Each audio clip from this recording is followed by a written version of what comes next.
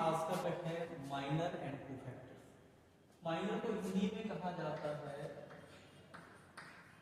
उपसारणिक और कोफैक्टर्स को हिंदी में कहा जाता है सहखंड। ठीक है, इसे हम एम से रिप्रेजेंट करेंगे और इसे हम ए से रिप्रेजेंट करेंगे। तो देखिए, सबसे पहले उपसारणिक की मदद से ही हम सहखंड निकाल पाएंगे। तो 2/2 का हमें सारणिक दिया हुआ है, इसके हम उपसारणिक कैसे निकालेंगे? तो देखिए, हम M11 की बात करेंगे तो हम यहाँ पे इस सारणिक को नोट कर लेंगे। अब हमें क्या करना है, पहली रो और पहले कॉलम को कवर करना है। ये हमारी पहली रो है और ये हमारा पहला कॉलम है। इसके बाद जो भी डिजिट बचेगी वही हमारा M11 यानी उपसारणिक होगा। ठीक है, अब हम M12 की बात करेंगे, फिर से हम इसे कॉपी कर लेंगे। अब हमें करना क्या है, फर्स्ट रो और सेकंड कॉलम को कवर करना है। ये हमारा फर्स्ट रो हो गया और ये हमारा सेकंड कॉलम हो गया। तो M12 कितना आ जाएगा, जो बचा हुआ डिजिट है यानी 7 बचा हुआ है, तो ये 7 आ जाएगा। फिर M21 निकालेंगे। ठीक है, फिर से इसे कॉपी कर लेंगे।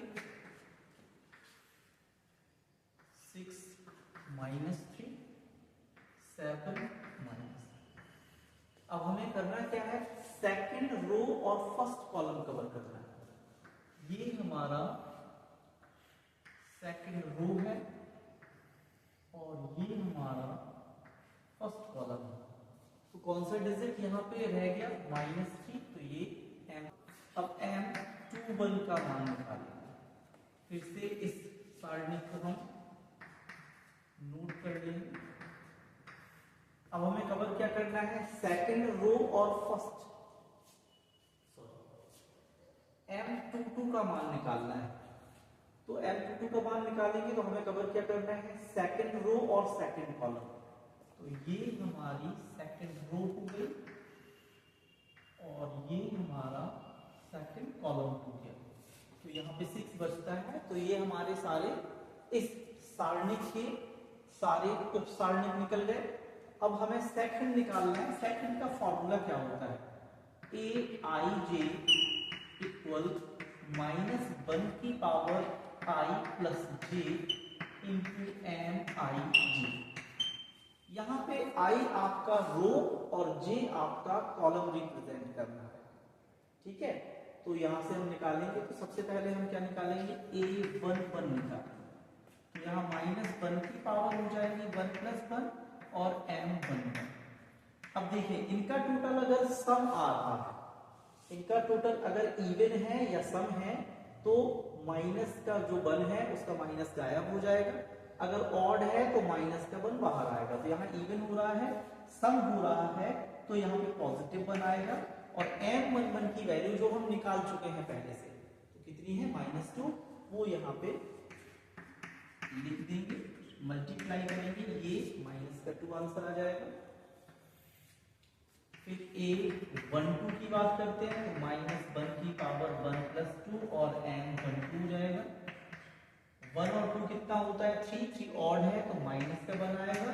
और M12 कितना आया था अपना, 7 आया था, तो यहाँ से ये 7 आ जाएगा। तो आपका आंसर आता है -7। फिर A21 निकालेंगे हम लोग, तो -1 की पावर 2 + 1 और M21 आ जाएगा। 2 और 1 3 होता है, ये फिर से 2 + 1 कितना होता है, 3 क्या है इसम, तो -1 आ जाएगा।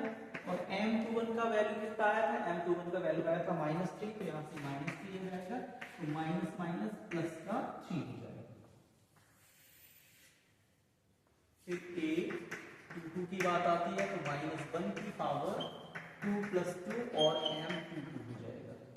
ये 2 और 2 कितना होता है, 4, सम आ गया तो माइनस गायब हो जाएगा, सिर्फ 1 आएगा। और m22 कितना आया था 6, तो ये आपका 6 हो गया, तो कितना है 6। यहाँ पे हम सारे अब इकट्ठे उपसारणिक और सेकंड लिख लेते हैं। तो m11 m12 m21 m2, तो m11 कितना था -2, m12 कितना था 7, m21 कितना था -3 और m22 कितना था 6। ऐसे a11 a12 a21 और a22 इन्हें भी लास्ट में सारे नोट कर देते हैं। a11 कितना आया था -2, a12 कितना आया था -7, a21 कितना आया था 3 और a22 कितना आया था 6। ये हमारे आंसर हो जाएंगे। तो हमने उपसारणिक और सेकंड